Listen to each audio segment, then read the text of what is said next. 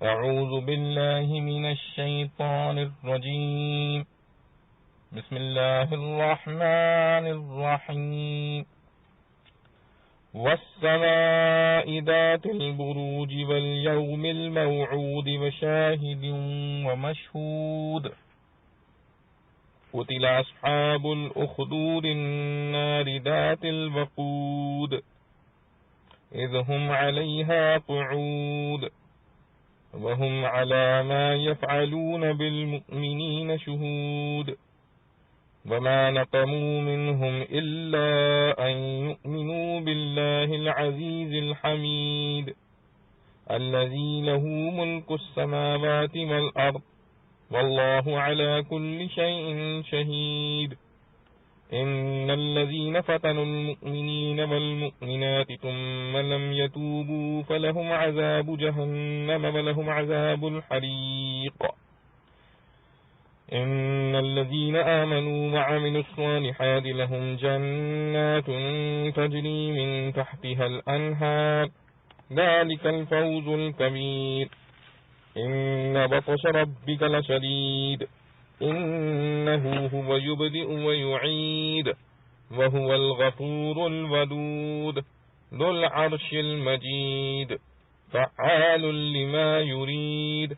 هل أتاك حديث الجنود فرعون وثمود بل الذين كفروا في تكذيب والله من ورائهم محيط. بل هو قرآن مجيد في لوح محفوظ. سورۃ البروج. سورہ بروج مکہ میں نازل ہوئی اور اس کی 22 آیتیں ہیں. شروع اللہ کے نام سے جو بے حد مہربان نہایت رحم والا ہے. قسم آسمان کی جس میں برج ہیں اور اس دن کی جس کا وعدہ ہے اور اس دن کی جو حاضر ہوتا ہے اور اس کی جس کے پاس حاضر ہوتے ہیں. مارے گئے کھائیاں کھودنے والے، آگ ہے بہت ایندھن والی. جب وہ اس پر بیٹھے اور جو کچھ وہ کرتے مسلمانوں کے ساتھ اپنی آنکھوں سے دیکھتے اور ان سے بدلہ نہ لیتے تھے مگر اسی بات کا کہ وہ یقین لائے اللہ پر جو زبردست ہے تعریفوں والا، جس کا راج ہے آسمانوں میں اور زمین میں اور اللہ کے سامنے ہے ہر چیز. تحقیق جو دین سے بچلائے ایمان والے مردوں کو اور عورتوں کو پھر توبہ نہ کی تو ان کے لیے عذاب ہے دوزخ کا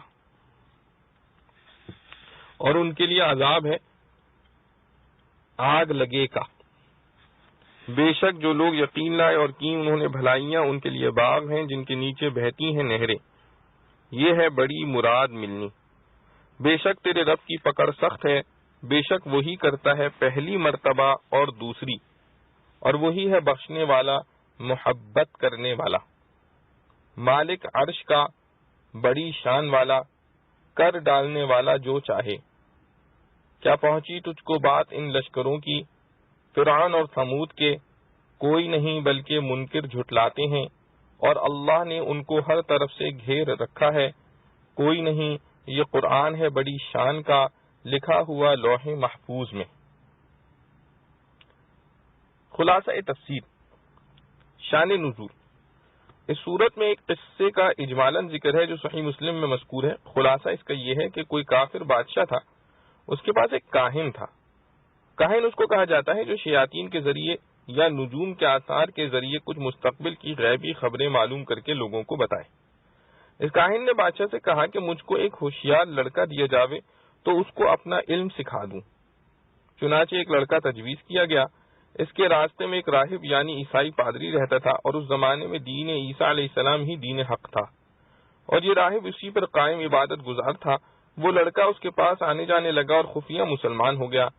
ایک بار اس لڑکے نے دیکھا کہ کسی شیر نے راستہ روک رکھا ہے اور خلق خدا پریشان ہے تو اس نے ایک پتھر ہاتھ میں لے کر دعا کی کہ یا اللہ، اگر راہب کا دین سچا ہے تو یہ جانور میرے پتھر سے مارا جاوے اور اگر کاہن سچا ہے تو نہ مارا جاوے. اور یہ کہہ کر وہ پتھر مارا تو شیر کو لگا اور وہ ہلاک ہو گیا. لوگوں میں شور ہو گیا کہ اس لڑکے کو کوئی عجیب علم آتا ہے. کسی اندھے نے سنا، آ کر درخواست کی کہ میری آنکھیں اچھی ہو جاویں۔ لڑکے نے کہا بشرطے کہ تو مسلمان ہو جاوے۔ چنانچہ اس نے قبول کیا۔ لڑکے نے دعا کی، وہ اچھا ہو گیا اور مسلمان ہو گیا۔ بادشاہ کو یہ خبریں پہنچی تو اس راہب کو اور لڑکے کو اور اس نابینا کو گرفتار کر کے بلایا۔ اس نے راہب اور عامہ کو تو قتل کر دیا اور لڑکے کے لیے حکم دیا کہ پہاڑ کے اوپر لے جا کر گرا دیا جاوے، مگر جو لوگ اس کو لے گئے تھے وہ خود گر کر ہلاک ہو گئے اور لڑکا صحیح سالم چلایا۔ پھر بادشاہ نے سمندر میں غرق کرنے کا حکم دیا، وہ اس سے بھی بچ گیا، اور جو لوگ اس کو لے گئے تھے وہ سب ڈوب گئے۔ پھر خود لڑکے نے بادشاہ سے کہا مجھ کو بسم اللہ کہہ کر تیر مارو تو میں مر جاؤں گا۔ چنانچہ ایسے ہی کیا گیا اور لڑکا مر گیا۔ بس اس واقعہ عجیبہ کو دیکھ کر یک لخت عام لوگوں کی زبان سے نعرہ بلند ہوا کہ ہم سب اللہ پر ایمان لاتے ہیں۔ بادشاہ بڑا پریشان ہوا اور ارکان سلطنت کے مشورے سے بڑی بڑی خندقیں آگ سے بھروا کر اشتہار دیا کہ جو شخص اسلام سے نہ پھرے گا اس کو آگ میں جلا دیں گے۔ چنانچہ بہت آدمی جلائے گئے۔ اس صورت میں ان پر غضب الہی نازل ہونے کا بیان قسم کے ساتھ فرمایا ہے۔ قسم ہے برجوں والے آسمان کی، مراد برجوں سے بڑے بڑے ستارے ہیں، اور قسم ہے وعدہ کیے ہوئے دن کی یعنی قیامت کے دن کی، اور قسم ہے حاضر ہونے والے دن کی، اور قسم ہے اس دن کی جس میں لوگوں کی حاضری ہوتی ہے۔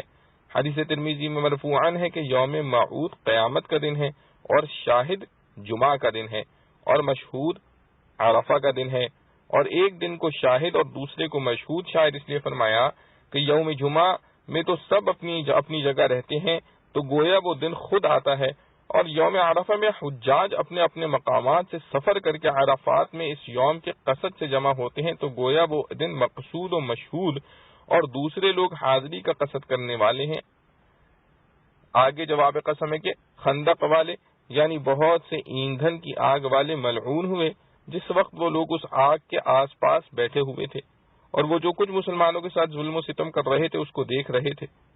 ان کے ملعون ہونے کی خبر دینے سے تسلی مومنین کی ظاہر ہے کہ اسی طرح جو کافر اس وقت مسلمانوں پر ظلم کر رہے ہیں وہ بھی گرفتار لعنت ہوں گے، جس کا اثر خواہ دنیا میں بھی مرتب ہو، جیسے غزوہ بدر وغیرہ میں مقتول و مخذول ہوئے، یا صرف آخرت میں جیسا عام کفار کے لیے یقینی ہے۔ اور دشمن کے عذاب کی خبر سے تسلی ہونا امر طبعی ہے، اور ان لوگوں کا بیٹھنا اس ظلم و ستم کے انتظام اور نگرانی کے لیے تھا۔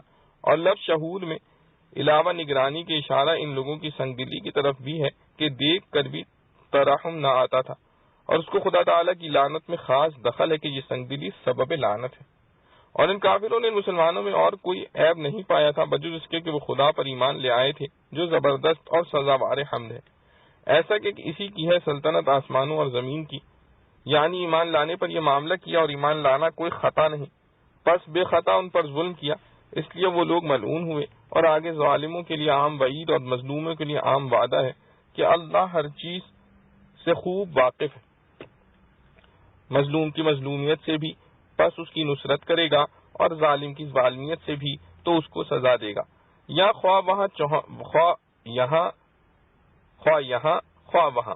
چنانچہ آگے یہی مضمون ہے کہ جنہوں نے مسلمان مردوں اور مسلمان عورتوں کو تکلیف پہنچائی اور پھر توبہ نہیں کی تو ان کے لیے جہنم کا عذاب ہے، اور جہنم میں بالخصوص ان کے لیے جلنے کا عذاب ہے۔ عذاب میں ہر طرح کی تکلیف داخل ہے، سانپ، بچھو، توق، زنجیریں، حمیم، غساق وغیرہ، اور سب سے بڑھ کر جلنے کا عذاب ہے، اس لیے اس کو بالتخصیص فرمایا۔ یہ تو ظالم کے حق میں فرمایا، آگے مومنین کے حق میں جن کے مظلوم بھی آ گئے ارشاد ہے کہ بے شک جو لوگ ایمان لائے اور انہوں نے نیک عمل کیے ان کے لیے بہشت کے باغ ہیں جن کے نیچے نہریں جاری ہوں گی، اور یہ بڑی کامیابی ہے۔ اور اوپر دو مضمون تھے، کفار کے لیے جہنم ہونا اور مومنین کے لیے جنت ہونا۔ آگے ان کے مناسب اپنے بعض افعال و صفات ان مضمونوں کی تقریر کے لیے ارشاد فرماتے ہیں کہ آپ کے رب کی دار و گیر بڑی سخت ہے، بس کفار پر سزائے شدید کا واقع ہونا مستبعد نہیں، اور نیز وہی پہلی بار بھی پیدا کرتا ہے اور دوبارہ قیامت میں بھی پیدا کرے گا۔ بس یہ شبہ بھی نہ رہا کہ گو بطش شدید ہے مگر قیامت ہی واقع نہ ہوگی جو کہ وقت بطش کا ہے۔ اس سے تقریر ہو گئی وعید کفار کی، اور آگے تقریر ہے وعدہ مومنین کی کہ وہی بڑا بخشنے والا اور بڑی محبت کرنے والا اور عرش کا مالک اور عظمت والا ہے۔ پس ایمان والوں کے گناہ معاف کر دے گا اور ان کو اپنا محبوب بنا لے گا، اور ذو العرش اور مجید گو تعذیب و اطابت دونوں کے ساتھ متعلق ہو سکتا ہے کہ دونوں فرع ہیں صاحب سلطنت و کمال صفات کی۔ لیکن یہاں مقابلے کے قرینے سے ان پر اصابت کا متفرق کرنا مقصود ہے، اور آگے دونوں کے اعتماد کے لیے ایک صفت ارشاد ہے کہ وہ جو چاہے سب کچھ کر گزرتا ہے۔ آگے مومنین کی مزید تسلی اور کفار کی مزید تنبیہ کے لیے بعض خاص مغضوبین کا حال بیان فرماتے ہیں کہ کیا آپ کو ان لشکروں کا قصہ پہنچا ہے، یعنی فرعون اور آل فرعون اور ثمود کا، کہ کس طرح کفر کیا اور کیوں کر گرفتار عذاب ہوئے۔ اس سے مومنین کی تسلی حاصل کرنا چاہیے اور کفار کو ڈرنا چاہیے، مگر کفار بالکل عذاب سے نہیں ڈرتے، بلکہ یہ کافر خود قرآن کی تکذیب میں لگے ہیں، پس اس کے مضمون تعذیب کو بھی اور دیگر مضامین کو بھی جھٹلاتے ہیں، اور انجام کار اس کی سزا بھگتیں گے، کیونکہ اللہ کو ادھر ادھر سے گھیرے ہوئے، اللہ تعالی ان کو ادھر ادھر سے گھیرے ہوئے ہیں، اس کے قبضہ قدرت اور عقوبت سے بچ نہیں سکتے، اور ان کا قرآن کو جھٹلانا محض حماقت ہے، کیونکہ قرآن ایسی چیز نہیں جو جھٹلانے کے قابل ہو، بلکہ وہ ایک باعظمت قرآن ہے جو لوح محفوظ میں لکھا ہوا ہے، جس میں کوئی تغیر و تبدل محتمل نہیں، وہاں سے نہایت حفاظت کے ساتھ صاحب وحی کے پاس پہنچایا جاتا ہے، کما قال تعالی فی سورۃ الجن فَإِنَّهُ يَسْلُكُ مِن بَيْنِ يَدَيْهِ وَمِن خَلْفِهِ رَصَدًا۔ پس ایسی صورت میں تکذیب قرآن کی بلا شبہ جہالت و موجب عقوبت ہے۔ پس ایسی صورت میں تکذیب قرآن کی بلا شبہ جہالت و موجب عقوبت ہے۔ معارف و مسائل۔ وَالسَّمَاءِ ذَاتِ الْبُرُوجِ، بروج برج کی جمع ہے، بڑے محل یا قلعے کو کہا جاتا ہے۔ قرآن کریم میں ہے وَلَوْ كُنْتُمْ فِي بُرُوجٍ مُشَيَّدَةٍ، یہاں بروج سے مراد محلات و قصور ہی ہیں، اور اصل مادہ بروج کے لغوی معنی ظہور کے ہیں، تبرج کے معنی بے پردہ کھلے پھرنے کے ہیں۔ قرآن کریم میں ہے وَلَا تَبَرَّجْنَ تَبَرُّجَ الْجَاهِلِيَّةِ الْأُولَىٰ، اس آیت میں بروج سے مراد جمہور مفسرین کے نزدیک بڑے بڑے ستارے ہیں۔ حضرت ابن عباس، مجاہد، ضحاک، حسن بصری، قتادہ، سدی رحم اللہ علیہما کا سب کا یہی قول ہے، اور بعض دوسرے ائمہ تفسیر نے اس جگہ بروج سے مراد قصور یعنی محلات لیے ہیں، اور اس سے مراد وہ مکانات ہیں جو آسمان میں پہرے داروں اور نگراں فرشتوں کے لیے مقرر ہیں، اور بعض متاخرین نے بروج سے مراد وہ بروج بتلائے ہیں جو فلاسفہ کی اصطلاح ہے کہ کل آسمان کو 12 حصوں میں تقسیم کر کے ہر حصے کو ایک برج کہا جاتا ہے۔ ان کا خیال یہ ہے کہ ثوابت ستارے انہی برجوں میں اپنی جگہ مقیم ہیں، اور سیارات حرکت فلک کے ساتھ متحرک ہوتے ہیں، اور ان برجوں میں سیارات کا نزول ہوتا ہے، مگر یہ سراسر غلط ہے۔ قرآن کریم سیارات کو آسمانوں میں مرکوز نہیں قرار دیتا، بلکہ ہر سیارے کو اپنی ذاتی حرکت سے متحرک قرار دیتا ہے، جیسا کہ سورہ یاسین کی آیت میں ہے وَكُلٌّ فِي فَلَكٍ يَسْبَحُونَ، فلک سے مراد اس میں آسمان نہیں بلکہ سیارے کی مدار ہے جس میں وہ حرکت کرتا ہے۔ وَالْيَوْمِ الْمَوْعُودِ وَشَاهِدٍ وَمَشْهُودٍ، خلاصہ تفسیر میں ترمذی کی مرفوع حدیث کے حوالے سے ان الفاظ کی تفصیل لکھ دی گئی ہے کہ یوم موعود سے مراد روز قیامت، اور شاہد سے مراد روز جمعہ، اور مشہود سے مراد روز عرفہ ہے۔ اس آیت میں اللہ تعالیٰ نے 4 چیزوں کی قسم کھائی، اول برجوں والے آسمان کی، پھر قیامت کے روز کی، پھر جمعہ اور عرفہ کے دنوں کی۔ مناسب ان چیزوں کی قسم کی جو جواب قسم کے ساتھ یہ ہے کہ یہ سب چیزیں حق تعالی جل شانہ کی قدرت کاملہ پر، اور پھر قیامت کے روز حساب کتاب اور جزا و سزا پر دلیل ہے، اور روز جمعہ و عرفہ مومنین کے لیے ذخیرہ آخرت جمع کرنے کے مبارک دن ہیں۔ آگے جواب قسم میں ان کفار پر لعنت آئی ہے جنہوں نے مسلمانوں کو ان کے ایمان کی وجہ سے آگ میں جلایا، اور پھر مومنین کے درجات آخرت کا بیان فرمایا۔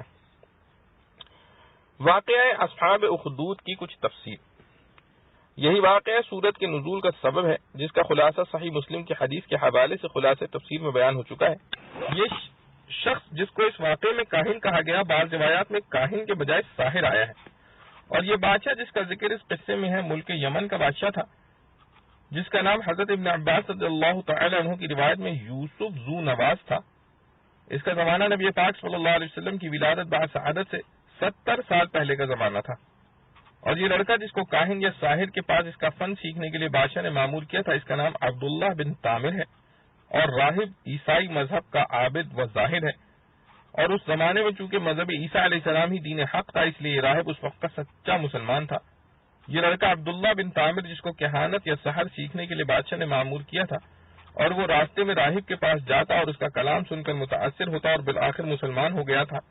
اللہ سبحانہ و تعالیٰ نے اس کو ایمان بھی ایسا پختہ نصیب فرمایا کہ ایمان کی خاطر لوگوں کی ایذائیں برداشت کرتا تھا، کیونکہ جب جانے کے وقت راستے میں راہب کے پاس بیٹھتا، یہاں کچھ وقت لگتا، تو جب ساحر یا کاہن کے پاس دیر سے پہنچتا تو وہ اس کو مارتا تھا، اور واپسی کے وقت جب پھر راہب کے پاس بیٹھتا تو گھر واپس جانے میں دیر ہوتی، اس پر گھر والے اس کو مارتے تھے، مگر اس نے کسی کی پرواہ کیے بغیر راہب کی صحبت و مجالست نہ چھوڑی۔ اس کی برکت سے اللہ سبحانہ و تعالیٰ نے اس کو وہ کرامات عطا فرمائی جن کا ذکر اوپر آ چکا ہے۔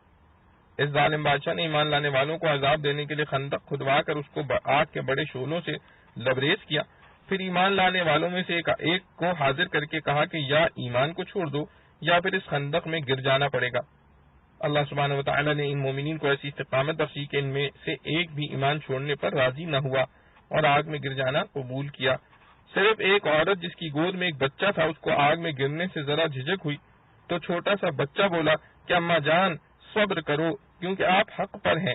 جو لوگ اس طرح دہکتی آگ میں جلا کر اس ظالم نے ختم کیے، ان کی تعداد بعض روایات میں 12,000، بعض میں اس سے زیادہ منقول ہے۔ اور یہ لڑکا جس کی کرامتوں کا ذکر اوپر آ چکا ہے، اور یہ کہ اس نے بخود بادشاہ کو اپنے قتل کی یہ صورت بتلائی کہ تم میرے سرکش کا تیر لو اور اس پر بسم اللہ ربی کہہ کر میرے تیر مارو تو میں مر جاؤں گا۔ اس ترکیب کے ساتھ لڑکے نے تو جان دے دی، مگر اس واقعے کو دیکھ کر بادشاہ کی ساری قوم نے نعرہ لگایا اور اپنے مسلمان ہونے کا اعلان کر دیا۔ کافر ظالم کو حق تعالیٰ نے دنیا میں بھی خائب و خاسر بنا دیا۔ محمد بن اسحاق رحمۃ اللہ علیہ کی روایت میں ہے کہ یہ لڑکا عبداللہ ابن طامر جس جگہ مدفون تھا، اتفاقاً کسی ضرورت سے وہ زمین حضرت فاروق اعظم رضی اللہ عنہ کے زمانے میں کھودی گئی، تو اس میں عبداللہ بن طامر کی لاش صحیح سالم اس طرح برآمد ہوئی کہ وہ بیٹھے ہوئے تھے اور ان کا ہاتھ اپنی پٹھ پڑی پر رکھا ہوا تھا جہاں تیر لگا تھا۔ کسی دیکھنے والے نے ان کا ہاتھ اس جگہ سے ہٹایا تو زخم سے خون جاری ہو گیا، پھر ویسے ہی رکھ دیا تو بند ہو گیا۔ ان کے ہاتھ میں ایک انگوٹھی تھی جس پر لکھا ہوا تھا اللہ ربی۔ عامل یمن نے اس واقعے کی اطلاع حضرت فاروق اعظم رضی اللہ عنہ کو دی تو آپ نے جواب میں لکھا کہ ان کو ان کی حیت پر انگوٹھی سمیت اسی طرح چھپا دو جیسے پہلے تھے۔ فائدہ، ابن کثیر رحمۃ اللہ علیہ نے بحوالہ ابن ابی حاتم رحمۃ اللہ علیہ نقل کیا ہے کہ آگ کی خندق کا واقعہ دنیا میں ایک ہی نہیں بہت مختلف ملکوں اور زمانوں میں ہوئے ہیں۔ پھر ابن ابی حاتم نے ان واقعات میں سے 3 کا خصوصیت سے ذکر کیا کہ ایک خندق یمن میں تھی جس کا واقعہ زمان فطرت میں حضرت صلی اللہ علیہ وسلم سے 70 سال پہلے پیش آیا ہے، دوسری خندق شام میں، تیسری فارس میں تھی۔ مگر قرآن کریم میں جس خندق کا ذکر اس صورت میں ہے وہ خندق نجران ملک یمن کی خندق ہے، کیونکہ یہی عرب کے ملک میں تھی۔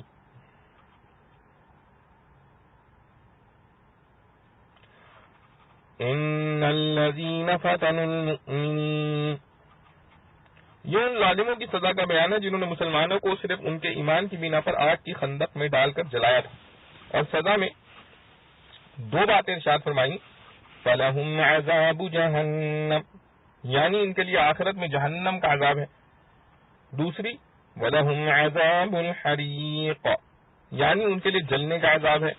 ہو سکتا ہے کہ دوسرا جملہ پہلے ہی جملے کا بیان اور تاکید ہو اور معنی یہ ہو کہ جہنم میں جا کر اس کو ہمیشہ آگ میں جلتے رہنے کا عذاب ملے گا، اور یہ بھی ممکن ہے کہ دوسرے جملے میں ان کی اسی دنیا میں سزا کا ذکر ہو، جیسا کہ بعض روایات میں ہے کہ جن مومنین کو ان لوگوں نے آگ کی خندق میں ڈالا تھا، اللہ تعالیٰ نے ان کو تو تکلیف سے اس طرح بچا دیا کہ آگ کے چھونے سے پہلے ہی ان کی ارواح قبض کر لی گئیں، آگ میں مردہ جسم پڑے، مگر یہ آگ اتنی بھڑک اٹھی کہ خندق کے حدود سے نکل کر شہر میں پھیل گئی، اور ان سب لوگوں کو جو مسلمانوں کے جلنے کا تماشا دیکھ رہے تھے اس آگ نے جلا دیا۔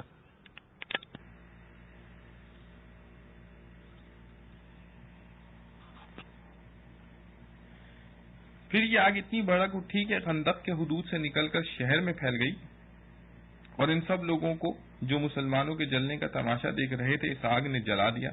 پھر بادشاہ یوسف ذو نواز بھاگ نکلا اور آگ سے بچنے کے لیے اپنے آپ کو دریا میں ڈال دیا، اس میں غرق ہو کر مرا۔ ان لوگوں کے لیے عذاب جہنم اور عذاب حریق کی خبر کے ساتھ قرآن کریم نے یہ قید بھی لگا دی کہ ثم لم یتوبوا، یعنی یہ عذاب ان لوگوں پر پڑے گا جو اپنے اس فعل پر نادم ہو کر تائب نہیں ہوئے۔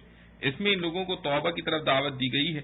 حضرت حسن بصری رحمۃ اللہ علیہ فرماتے ہیں کہ اللہ تعالیٰ کے اس جود و کرم کو دیکھو کہ ان لوگوں نے اللہ کے اولیاء کو زندہ جلا کر ان کا تماشا دیکھا، اور حق تعالیٰ اس پر بھی ان کو توبہ اور مغفرت کی طرف دعوت دے رہا ہے۔ تمت سورۃ البروج والحمد للہ۔ اللہ رب العزت سے دعا ہے جو کچھ پڑھا سنا گیا اللہ سبحانہ و تقدس ہمیں اس پر عمل کرنے کی توفیق نصیب فرمائے۔ وآخر دعوانا ان الحمد للہ رب العالمین۔ ربنا تقبل منا انك انت السميع العليم وتب علينا انك انت التواب الرحيم۔ سبحان ربك رب العزة عما يصفون وسلام على المرسلين والحمد لله رب العالمين۔